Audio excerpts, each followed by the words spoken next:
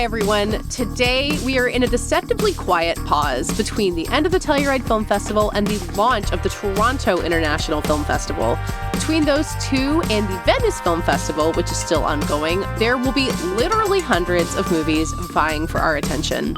It is a lot to catch up on, and to help me, I truly cannot think of anyone better than my friends and former co-hosts on Vanity Fair's Little Gold Men podcast, David Canfield and Richard Lawson.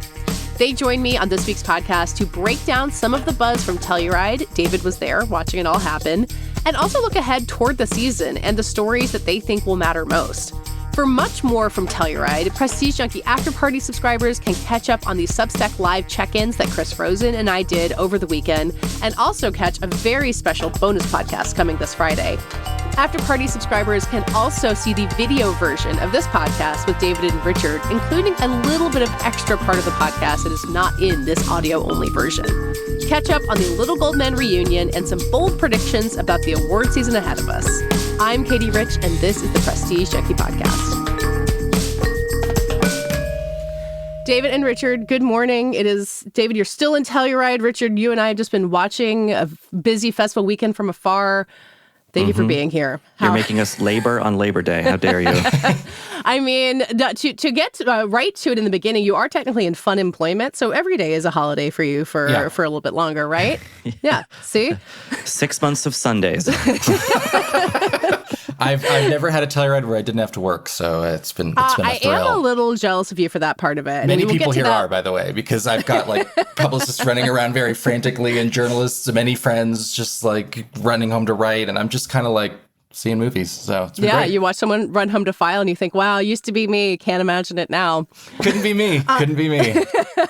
Will someday soon be you. And Richard, I know you'll be in Toronto in a few days, filing on deadline as if nothing has ever changed. So you just can't knock the hustle, right? I will be doing almost 3 times as many reviews there than I would normally, which is like, it's actually going to be a completely different experience because I actually really do have to like see a bunch of stuff I wouldn't normally see.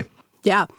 Well, I want to indulge in some Little Gold Men nostalgia at the end of this conversation, but just kind of start in general. I know you guys have been fielding this question. I've been fielding this question a lot since the news that you guys are leaving VF. Now that things are done, you are actually out the door. How are you guys doing? Like, just general check-in. How's it feeling right now to be, having left behind something? Richard, you were there for almost 12 years. David, it was a long time for you too. How are you guys doing? I'm counting it as 12, even though I was a few months shy. It's very strange. I mean, I just wrote a freelance piece, my first, hopefully of many, for The Guardian. I'm doing some reviews there from Toronto, but I had another piece go up about The Talent of Mr. Ripley as part of a film series that they do.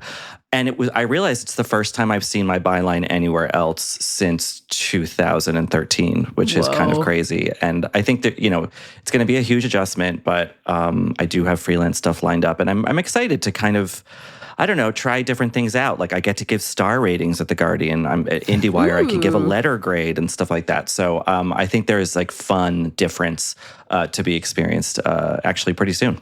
Yeah. David, Fear how about the you? Richard Lawson letter grade. The star. The single star reviews. I already gave one movie a D, and then I said, no, I can't do that, and I raised the grade. Chloe Zhao is shaking in her boots right now, is all I'm going to say. I'm pretty good, Again, it was very strange, but also freeing and felt really good to be on the ground with a lot of friends and colleagues who were working.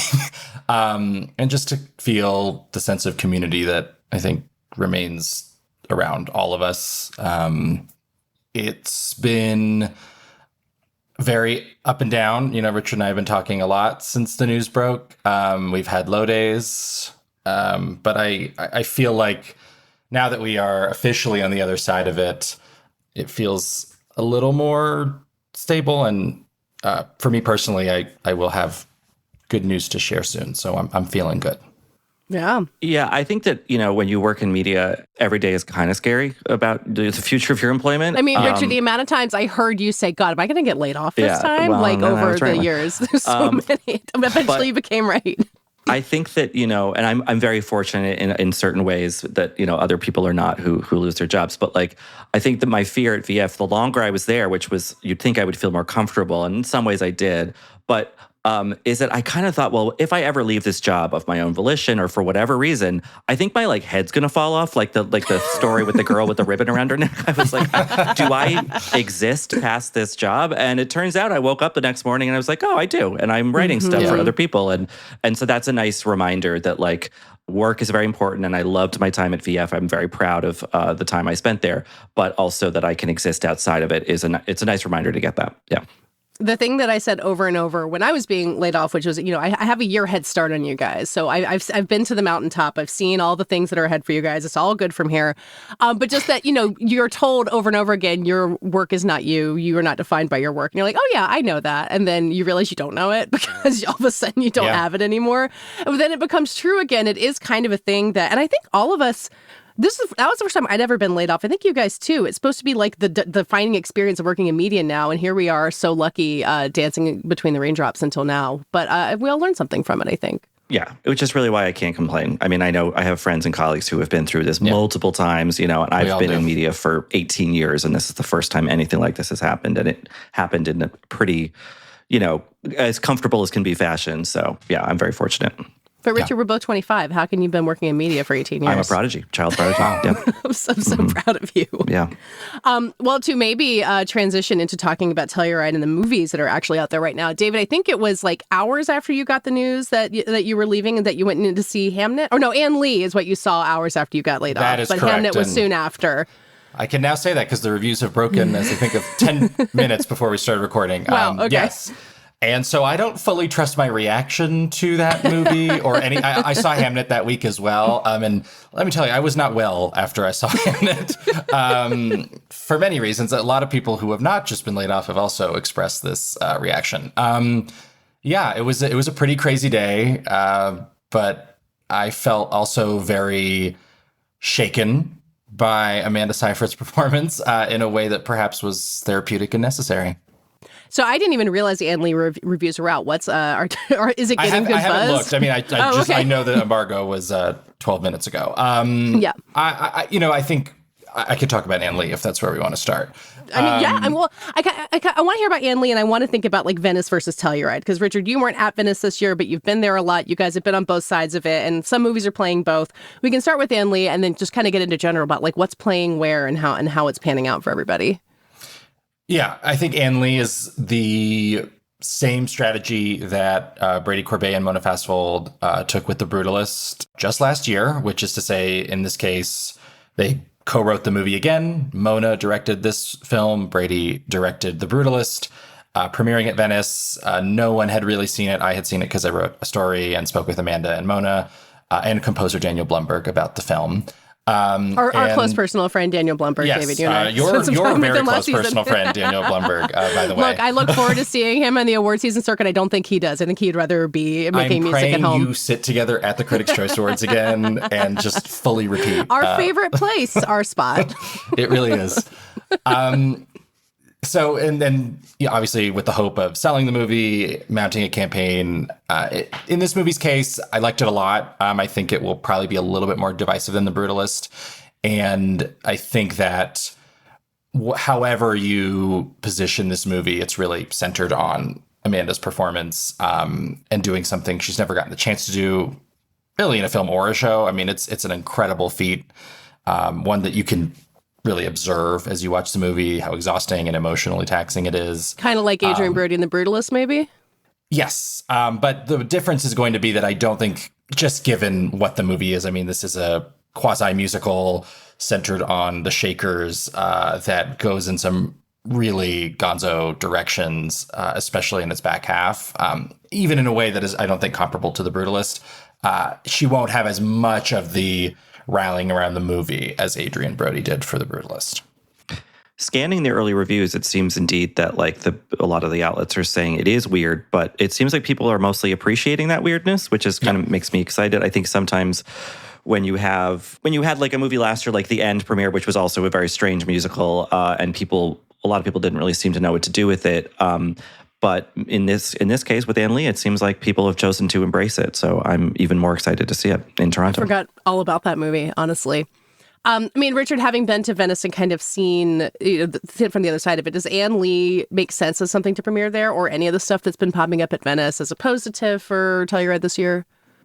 Yeah, I mean, I think that Venice, their programming is complicated. I think, they do big like commercial celebrity stuff. They do celebrity stuff that has an artful bent. They have just pure art stuff. So they kind of run the gamut. And I think that Anne Lee seems to fall halfway between the sort of prestige awards movie and the art stuff. And I think that's a good space for that festival to occupy. I think this year in general, speaking of like scared what was going to happen post VF, like I was like, what will I feel like if I'm not at the Venice Film Festival or Telluride? Like I'm going to feel so behind. And like, you know what? I kind of was like, Labor Day weekend in New York is not so bad.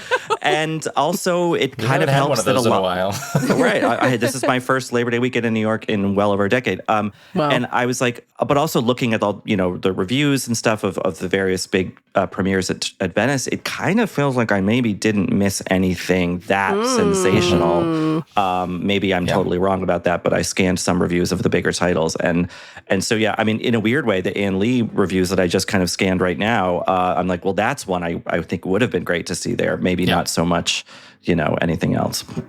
You know what I don't know what to make of it? I don't know if either of you have seen this, is Wizard of the Kremlin. Like, I read that it got a 10-minute standing ovation for Jude Law, and I was like, I don't know what that means. So wait, David, you have seen it?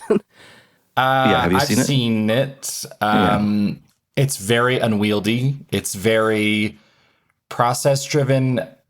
Jude Law is great. I mean, that was probably the part of the movie that I was most skeptical of going in, and it was really He's literally playing Vladimir Putin. To be clear, I don't want to drag the movie because I didn't hate it, but he is in many ways like the saving grace of that movie. He brings so much energy and menace and honestly uncanny approximation to that role that it brings the whole thing alive. He's not actually in it all that much. It's definitely a supporting part.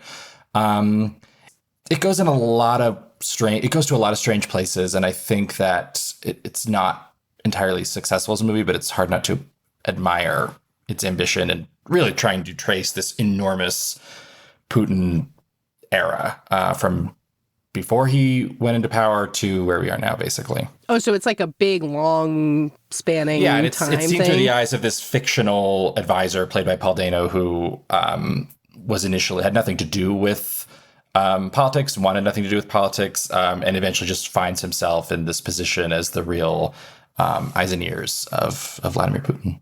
Yeah, I saw someone compare it to The Apprentice in terms of like a movie that's like a little all over the place, but has a big performance in the supporting role. So I am curious if that is a realistic path for that movie. I think The Apprentice is a bit more successful as a movie. Make of that what you will. Is Jude Law shirtless on a horse? No. Oh, what? Well, that's like the most famous That man Putin loves thing. taking his shirt off. Yeah. You would think it would be perfectly suited to him. Yeah. I was texting a friend who is in Venice about what he's seen and what he's liked and what kind of the buzz was. Because that's one thing you miss not being there is the kind of post-screening conversation over drinks. But and he was like, oh, everyone hated the Putin movie. And, and then I heard about the standing ovation. And it's like, right, because those two things are not the same. Yeah. Well, that was the huge thing. Yeah. Yeah. Yeah. Well, wait, so when texting with his friend in Venice, what did everyone actually like?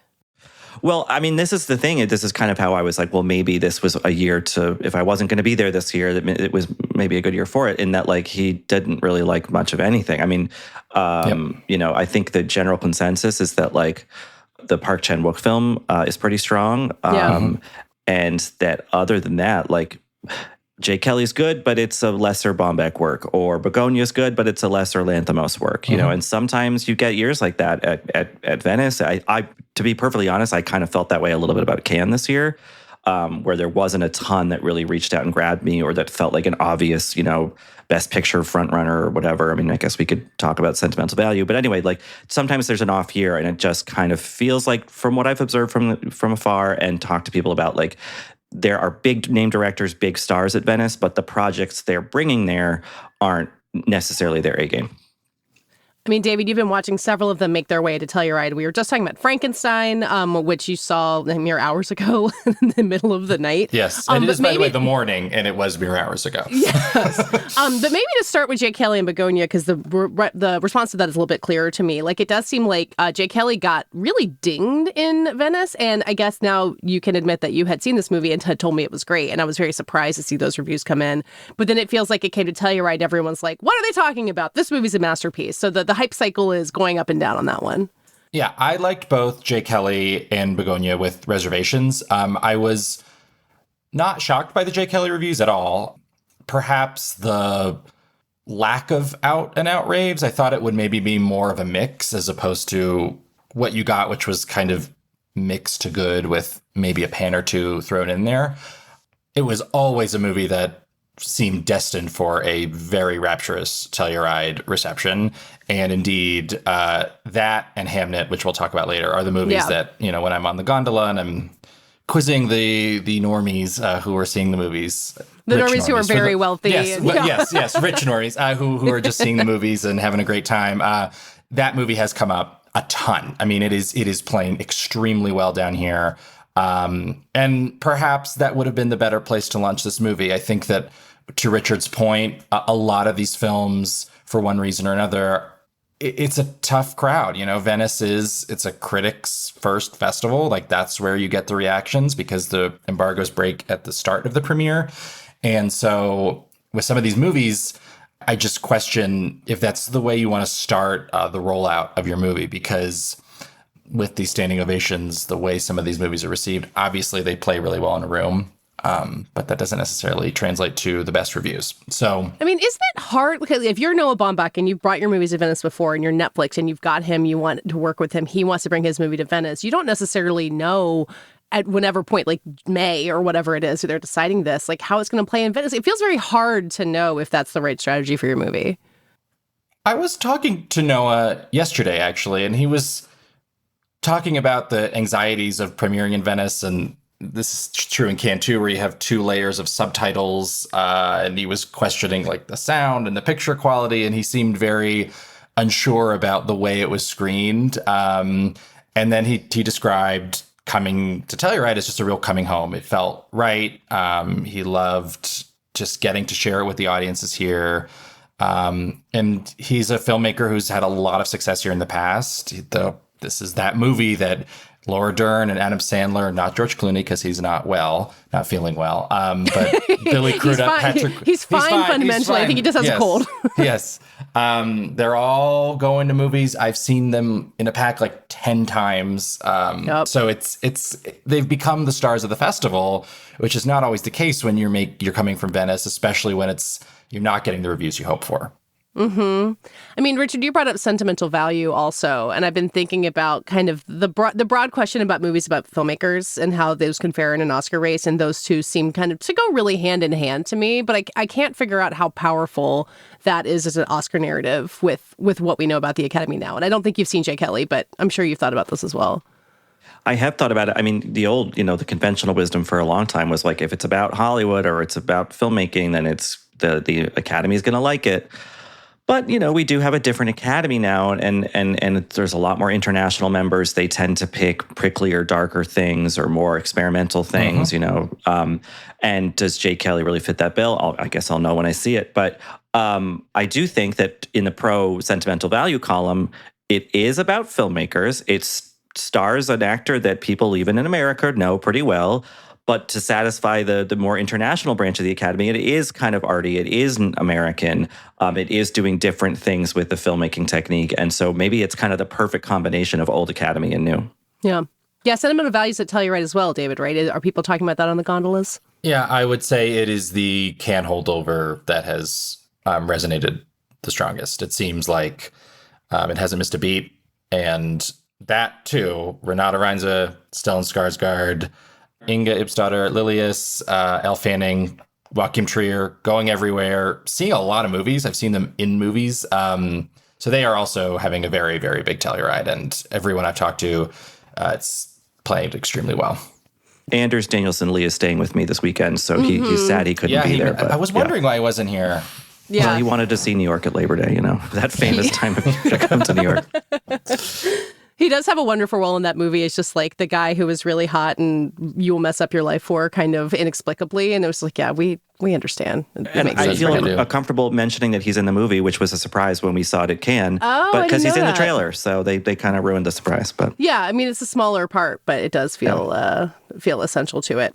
I feel like I ping-ponged all over the place, and we were on Begonia earlier. And I had kind of wondered if that was just going to be another Kinds of Kindness for a while. And I know people get annoyed when people kind of diss Kinds of Kindness because it's a Yorgos movie that didn't hit big with Oscars. But it seems like it has played far better, both in Venice and in Telluride, than maybe I hadn't seen it, so I don't know why I expected this. But it seems like it's hit well.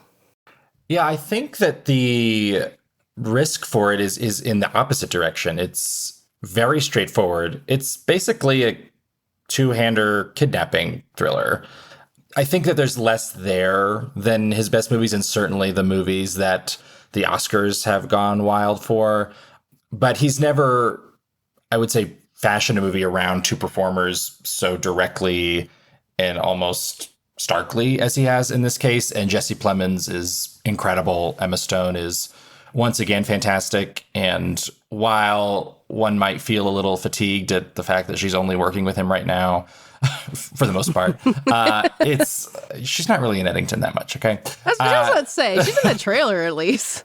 And who was Ari Aster but the American Yorgos Lanthimos? So. And he's here actually as a producer on Begonia, so he's been going around with Emma I and didn't Jesse. know that. Yeah. How did Ari Aster get involved in Begonia? He just stood there. He didn't speak where I was. I didn't go to the Q&A. But he's been around. He's been around. He was at the Focus Features event and all that. Intrigued by that overlap in personalities. I'm not sure how strong of an Oscar player it will be beyond the two actors who I think will definitely be nominated. And I think Jesse Plemons is really competitive. But it's really well done. I had a great time. It gets a little slippery at the end there, and I do wonder how it will play to voters closer to. But I did really like it. You do have to wonder, though, if Lanthimos, he probably does not care about this, but like he has his own like Greek stuff, Dogtooth and Alps and Kinds of Kindness, and that he's working with, his old, screenwriting partner. And then he has this big kind of breakthrough international success with his Tony McNamara movies. I mean, The Lobster obviously first put him on the international map, but like Poor Things and The Favorite obviously like do gangbusters with Oscars and all that. And now this Will Tracy collaboration for Begonia is a new third thing that seems to be kind of halfway between in terms of reception. So I just wonder if Lanthimos is like, all right, so I just got to stick with Tony. if I do want to get across the finish line, if I care about a Best Director Oscar, and maybe he doesn't, Tony McNamara is the way to go. Yeah, I do wonder how much he cares about. Like, obviously, he's there at Telluride. He's doing the circuit. He's done plenty of interviews. But, I mean, God bless him. He keeps making movies that seem, willing to repel people if needed. And it seems to be working for him. If you're making the trek from Venice to Telluride overnight, you've got to care a little bit. That's all I'm saying. That's not fun. I mean, if we want to talk about great moments in Little Gold Men history, Richard, I feel like one of your crowning achievements was coming home from Telluride in 2016 and saying Emma Stone's going to win a dang Oscar and being 100% correct about that. So how do you feel like your Emma Stone predictive powers are these days? I mean, I will say in Venice, what was that, 2-3 years ago when I saw Poor Things, I don't think I was as public with it, but I was like, there's no way she loses that Oscar. Like, she's going to win again. And I was right, but I didn't tell anyone, so I can't really take credit for it. That's true. Where was that on the podcast? I don't know. We spent so much time arguing about Lily Gladstone. We did. I know. Could have saved our bill. My predictive powers, I think, as the Academy changes, so too does any sort of like prediction rubric. I still feel like you do know it when you see it. It doesn't sound like, I mean, and correct me if I'm wrong, either of you who've seen perhaps more than I have at this point in the season, but like, it doesn't feel like there's yet to be, from Venice or Telluride, an undeniable, like, that's probably going to happen thing, except for maybe Adam Sandler and Jay Kelly. Unless you're going to start with Stellan Skarsgård. I don't agree with you. I think Hamnet is a huge success here. Oh, right. Of course. Yes. Yeah. That's maybe the time to get to Hamnet. Yeah. Yeah. I mean, this is the second year in a row where Focus has launched a movie at Telluride and completely dominated among the world premieres, at least. Last year was Conclave. Edward Berger's new film has premiered at Telluride. I don't think it's a conclave-sized success, safe to say. I am very interested. Battle of the Small Players coming to Toronto. I'm very interested to see if anything happens differently there. Colin Farrell is great in it, but I suspect that will be a challenge for Netflix. Between that and A Big, Bold, Beautiful Journey, which seems to be like sneaking into theaters and hoping no one notices, it's a rough couple of weeks for Colin Farrell, it seems. The weirdest sighting in Telluride this year is Margot Robbie. She's just hanging out seeing movies. And I was like, is Big, Bold, Beautiful Journey a sneak? Because that would really change my perception of what this movie is. Did she produce something that we don't realize? Or I don't believe so. Tom Ackerley, her husband, is here, and her producing partner is here as well. But they're just hanging out, having a good time. For her. All right. But yes, Hamnet does seem like, and again, I talked to you, had seen it. I talked to some other people. I had read the book at your encouragement, David. Actually, I think I would have picked it up if you hadn't raved about it for so much. And I kind of expect it to be a huge thing, but it does seem like the movie of Telluride. Yeah, both with audiences. I mean, if you look at the letterboxed curve, it is the one movie that's just like swooping up. That's a really good infographic to do at some point. I might have to steal that. Actually, your colleague Kelsey was the one who pointed that out to me. So then I looked at it, and she was indeed correct. Yeah, she's got the visual knack. She sure does. And then the reviews. I mean, the reviews it's all raves that I've seen. On Metacritic, I think it's at about 95, which is, higher than where, say, Nickel Boys was last year, and that was a critics only play, essentially. Critics and highbrow audiences kind of pushing that through to the Best Picture 10. In Hamnet's case, it's an audience movie. I mean, my husband went to the premiere, and he was actually annoyed at how audible the sobbing was all around him, and because he could not hear the dialogue. But that's the movie's effect. And I'm not quite sure why there was so much skepticism around it. I understand Chloe Zhao's Eternals is not a successful movie, but her last film that she had, to say nothing of how Marvel works, full creative control over, was the Best Picture winner. And you have Sam Mendes and Steven Spielberg producing. You have, in my opinion, two of the most exciting actors of their generation, Jessie Buckley and Paul Mescal in the leads. You have a great book, and one that feels really suited to how Chloe Zhao makes films. So I was really pumped for this movie, and it did indeed deliver when I saw it early. And even given all that, it was a big surprise to me, just the fact that there seemed to be no detractors, at least among general audiences and critics that I've read so far. Every person I've talked to who has seen this movie, who does not work in the industry, because there are certainly some executives and rival studio publicists who do not love this movie that I've spoken with, which I think is interesting.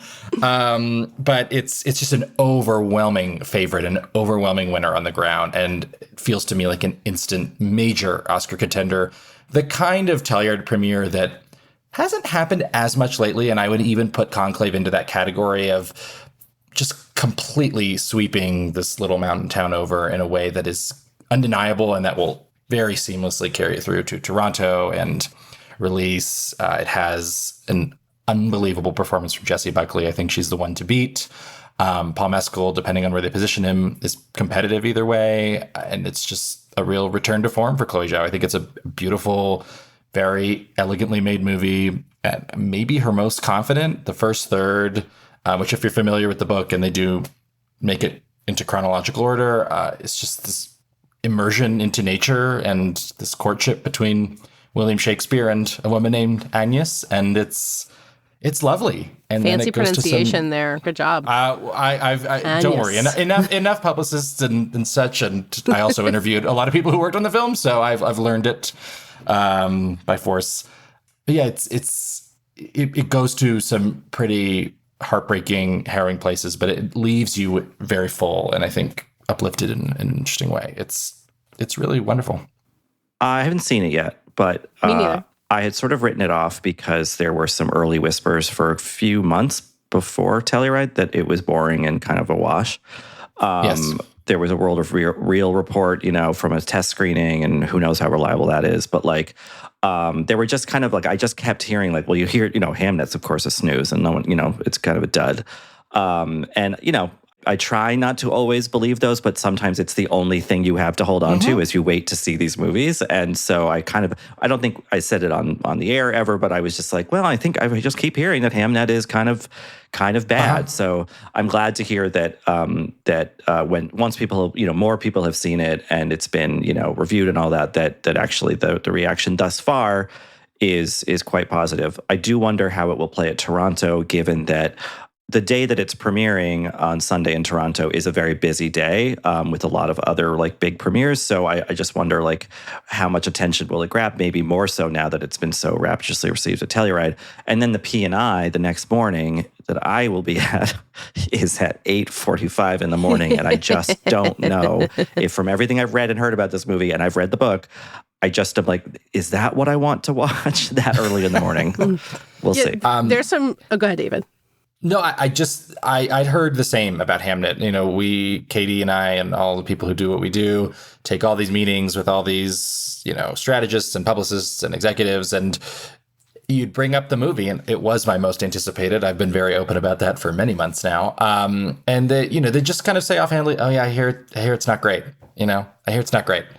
I hear it's kind of, like you saying, kind of a snooze. And an image in your mind builds of what this movie is. And clearly that had kind of worked to the movie's advantage, because I certainly would not call the movie a snooze by any means. It's really emotionally arresting from beginning to end. And that kind of feedback probably hurt Jay Kelly, on the other hand, because I think there was so much strong word of mouth even before I saw it, that it turned out to not be Noah Baumbach's best movie and the movie that's going to win him Best Picture, even if a lot of people like it. And so that can also work against a movie when you start hearing a lot of good things. It's a complicated game. Well, Richard, do you remember the Star is Born year, when we had been hearing from some of the people from inside Vanity Fair they book covers and they do kind of the talent relations side, so they see movies way ahead of it. And we had just been hearing, I think consistently, oh God, Star is Born is a disaster. It's not going to go anywhere. Do you remember hearing that too? Unmitigated disaster. That was the word on the street. At least our old street that we used to live on.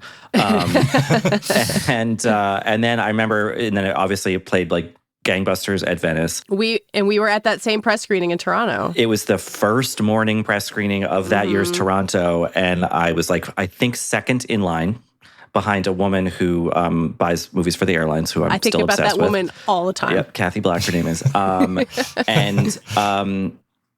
And then I immediately left, and this was back when I was doing more reaction tweets, because it was a while ago. And I just said LOL, A Star is Born is so good, and every single Lady Gaga fan on Twitter at the time was like, what does this mean? But yeah, I mean, I really think that question mark. Exactly. I think it's really important for us specifically, who are interpreting industry chatter to a hopefully wider audience on things like podcasts, that I'm maybe not always so good at filtering out, or at least reminding myself that different people within the industry who are seeing things early are coming at them from different angles of attack, and what satisfies maybe a critic is maybe not what excites a publicist or a studio person or a magazine strategist or whatever. There's so many different, not just it's all subjective. But I think people are approaching films, especially this time of year, with different objectives in mind, aims for what this movie can be and do. And I sometimes forget that, and so I just take something as gospel, even though, wait a second, I never agree with that person's taste. Why did I think that they were right about this? Well, and I think that happens from festival to festival too, and this is something I want to keep an eye on for Hamnet. And David, I think you're right that Hamnet will play well in Toronto, but there's also this classic thing where something comes out of Telluride or Venice with everyone raving about it, and then it comes to Toronto or maybe New York later, and everyone's like, hold on a second, this is not we're not going to do cartwheels over this movie again. And Hamnet, I think, to get really granular, has this advantage where it's premiering in Toronto before a bunch of Venice titles like Smashing Machine and Frankenstein and No Other Choice, so it'll kind of have that space to itself. But I do wonder if the backlash is that's maybe too strong a word, but if something is inevitable where people are going to say, you told me I was going to love this movie, I felt whatever way about it, and now you're all crazy. This happens to every movie, right? Yeah. Even Best Picture winners every year. This is kind of, I've talked to a lot of people about, obviously the Oscar chances for Hamnet, is it the movie to beat now, is a big topic here. I personally still think it's Sinners, but it's very much considered on the ground here top tier Oscar contender, which I do agree with. As it screens more widely, there are going to be people who don't like it. There are going to be notable people who don't like it. It just happens. But I think when you have a baseline at where it's at, you can feel pretty comfortable about it riding that to a certain degree of success, which is pretty high, even as the campaign will be prepared. And I'm sure they were, because I think they were even a little taken aback by just how overwhelming the response was.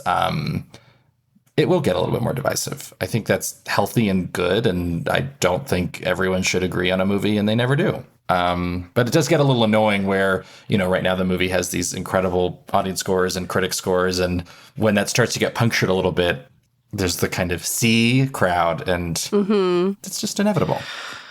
Yeah, I don't like the C crowd. That's we never have, Richard. We never have. No.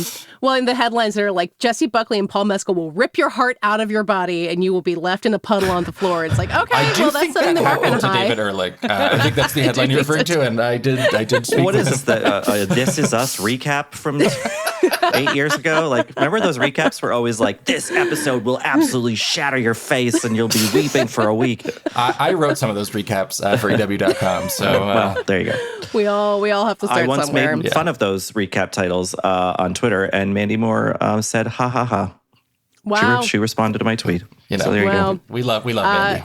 Richard, when I learned a couple weeks ago that you're not using Twitter anymore, because I'm also not, and I just hadn't realized that you had ducked out of it, it really did, like, even more than no longer working at Vanity Fair, I was like, wow, an era really has ended if Richard's not on Twitter anymore. It's been almost a year. I stopped using it right before the day before the election. Yeah. You were ahead of the game for some of the rest of us.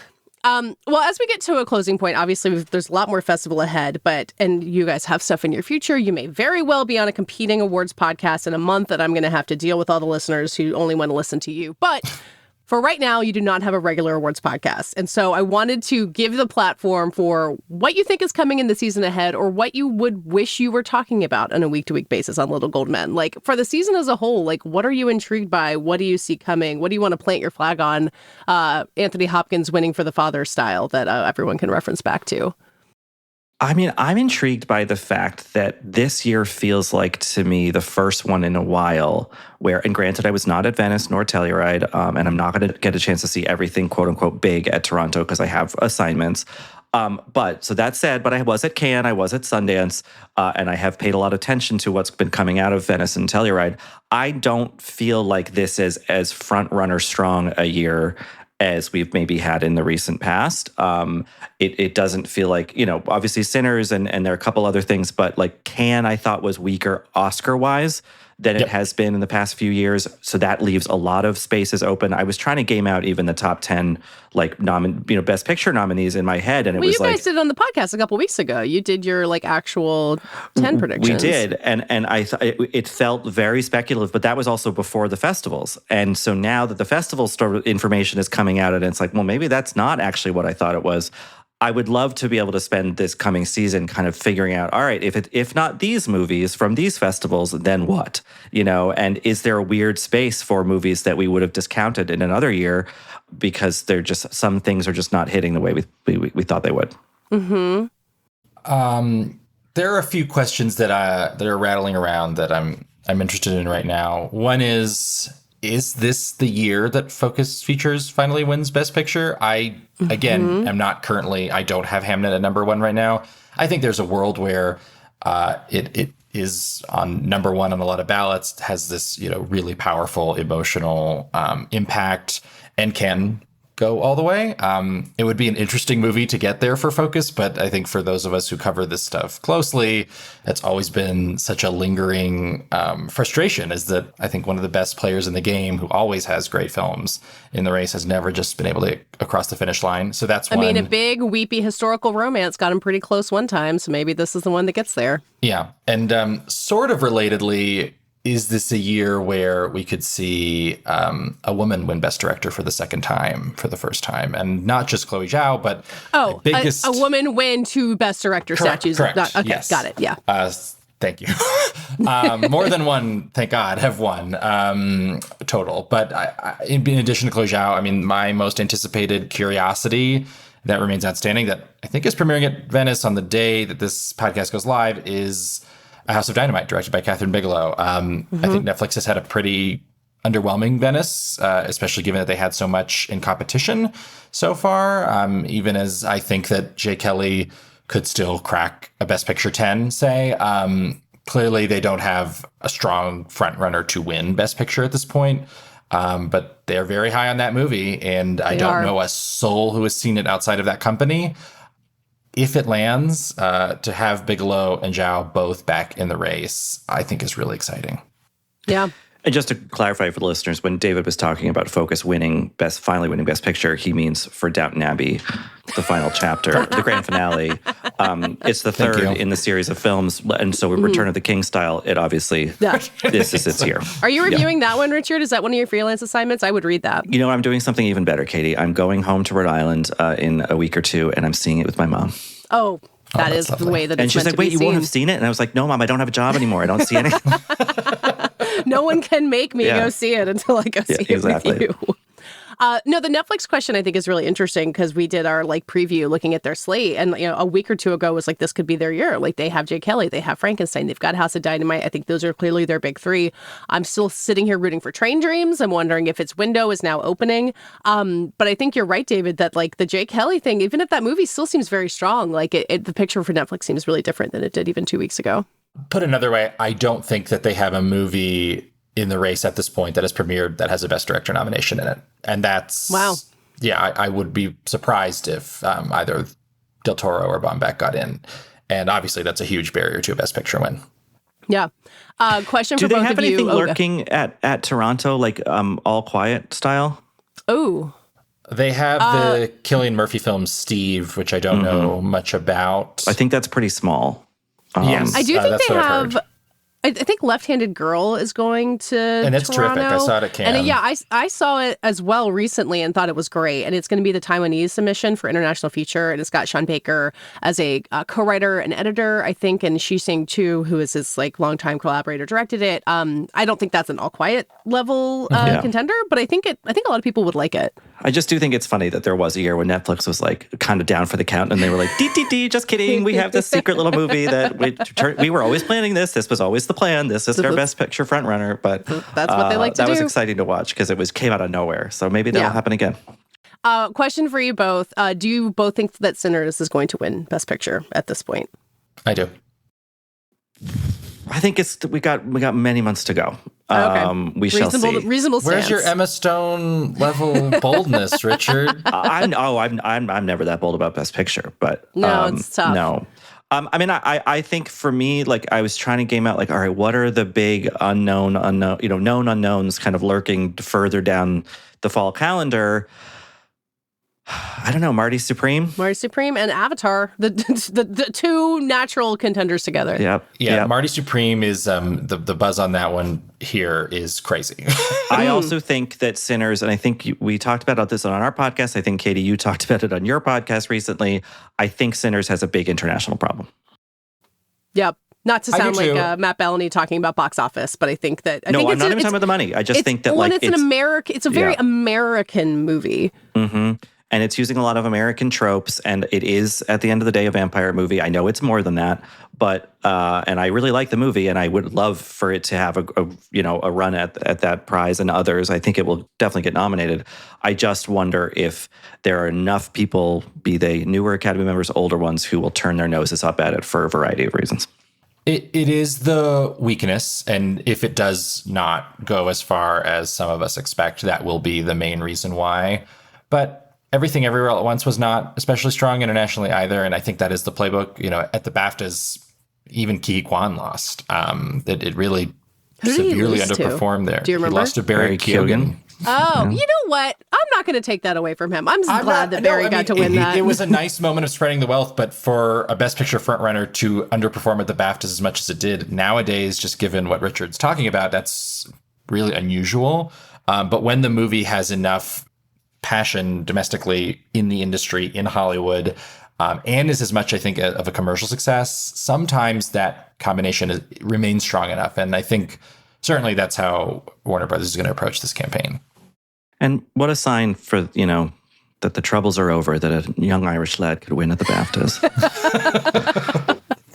I am excited for a Best Picture race that I don't think Weapons is going to be in for Best Picture, but I think Amy Madigan is definitely going to be someone we're going to keep talking about. Fist again. I know. You can keep that train going. I'll give you all the platforms you need to keep that going. You. Especially given how supporting actress is shaping up.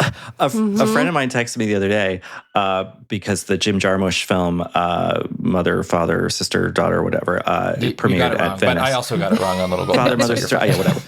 It premiered at Venice and it got good reviews. And then, talking about Marty Supreme coming up, and he was like, what if the supporting actress race is between Fran Drescher and Mayim Bialik? Could happen. The dream of the 90s is alive forever. I think there's based on one trailer, there's a Fran Drescher possibility. So. I think that if we have an Oscar race with Weapons, Avatar, Sinners, all in there Wicked. Somewhere, Ninja 2, Wicked, like K-pop Demon Hunters, like there's a very exciting populist streak to all of this that could be very fun. Well, and Matt Bellamy can close the podcast down because Hollywood's saved. And Hamnet's obviously making $200 million, so... Yeah, I think that's going to happen. Thank you guys for doing this with me, and Richard, I'll see you in Toronto in a few short days. See you soon. All right. That does it for today's episode. As a reminder, we'll have a bonus after-party episode with much more from Telluride coming this Friday. If you're a paid subscriber, look out for it in your feed. We'll have so much coming from Toronto in the coming days, especially in the Prestige Junkie newsletter. You can go to theangler.com to subscribe, get daily dispatches from us from Toronto. And next week's episode will be recorded live on stage in Toronto. It'll be me and Joel Edgerton. You can get tickets to that now. Look in the show notes for a link to that. I would love to see you there. This podcast is edited by Brett Fuchs and produced by Brett Fuchs and me. Our theme music is by Dave Gonzalez. Thanks again to my co-hosts today, Richard Lawson and David Canfield. Subscribe everywhere you need to both the Prestige Junkie newsletter and this podcast. There's a lot to catch up on. We'll see you there.